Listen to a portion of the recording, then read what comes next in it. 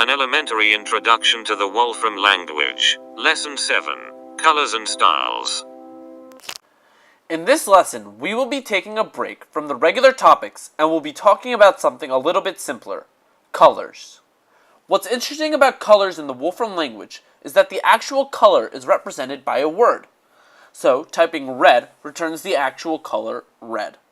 So here I'll type red, hit Shift Enter, and it returns the color red. Similarly to every other object type, it can be put within a list like this. So here I'll type the list red, green, blue, orange, yellow, purple, cyan, magenta, pink. Hit Shift Enter, and as you can see, I get the colors that correspond to their words. You can also do operations on colors. Color negate returns the opposite color.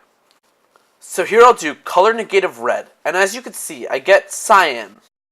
The function blend blends the colors in a list together. So here I'll do blend of the list of red, blue, hit Shift Enter, and as you can see, I get purple. In addition to using the names of colors, you can use RGB colors. RGB stands for red, green, blue, and the function RGB color lets you type in how much of each color you want. This is 100% red and no green or blue. So here I'll type RGB color of 1, 0, 0. Hit Shift Enter, and as you can see, I get red. In order to mix the colors to form yellow, you use 100% red and green. They don't seem like they would form yellow, but RGB color mixes in terms of light, not the physical primary colors. It is why the second value is the amount of green rather than yellow, which is a primary color. So here I'll do RGB color of 1, 1, 0, hit Shift Enter, and I get yellow. Here we will make a table of RGB colors. The variable here will be in the green slot, so it will vary how much green is mixed in. So I'll type RGB color of 1, G, 0. Then I'll wrap it in table, comma, list of G, 0, 1, 0.05. I'll hit Shift Enter, and I get the colors ranging from red to yellow. In addition to being able to express colors with their actual names and with RGB color, you can express them in terms of their hue using the function hue. So here I'll type hue of 0.5, which corresponds to cyan, hit Shift Enter, and I get cyan. Here we will make a table of hues from 0 to 1. So I'll type hue of X, then I'll wrap it in table, comma the list of X, 0, 1, 0.05, and I get all the colors of the rainbow. Sometimes you might want to pick a random color. When you pick a random integer, you have to give a range like this. Random integer of 10. 10 is the range.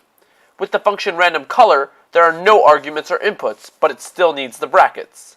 So here I'll type random color of nothing, hit Shift Enter, and I get a random color. I'll run it a few more times, and each time I get another random color. Here's a table of random colors. So I'll type random color, then I'll wrap it in table, comma 30, hit Shift Enter, and I get a list of random colors. I run it a few more times, and each time I get a different list of random colors. And if we want to blend these random colors, we just wrap it all in blend. So here I'll type table of random color, comma 10, then I'll wrap it in blend, hit Shift Enter, and I get a blend of the random colors. I run it a few more times, and because the random colors are different, the blend is different too. Now I know you might be thinking, what on earth will colors be used for in Mathematica? And the answer is, surprisingly, a lot more than you might expect. Later, when using graphics, they will be much more useful than now, but until then, I will show you a cool way of using colors.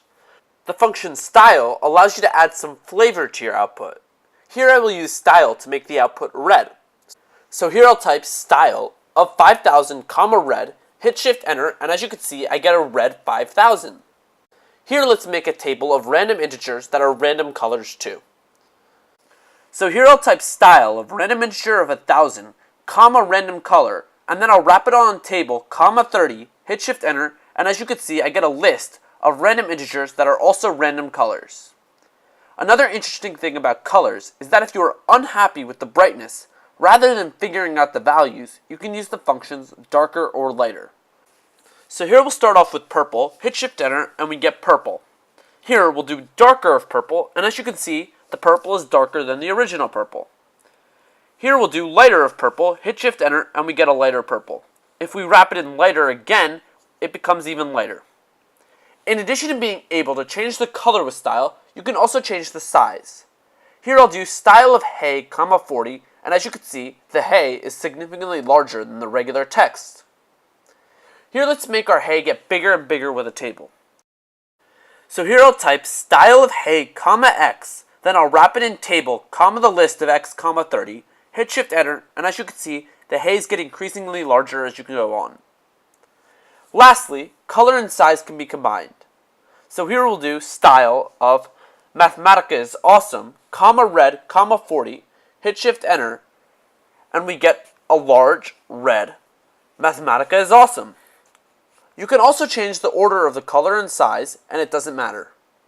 So here I'll type style of I love coding with Kogan, 50, blue, hit shift enter, and you get a very large blue I love coding with Kogan. Here I will make a mix of everything we have just learned. So I'll type style of I'm having fun, 30, blend of the list of color negative red, green, hue of 0.3, darker of magenta, table of RGB color of 0.2, x, 1, the list of x, 0, 0.2, 0.1. Hit shift enter, and we get a green I'm having fun.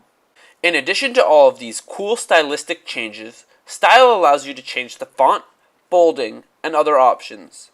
You can use the question mark like we discussed in previous lessons to see all of its uses. Here I'll type question mark style, and as you can see, all of the uses of style are right here. Thank you for watching, and I will see you in the next lesson.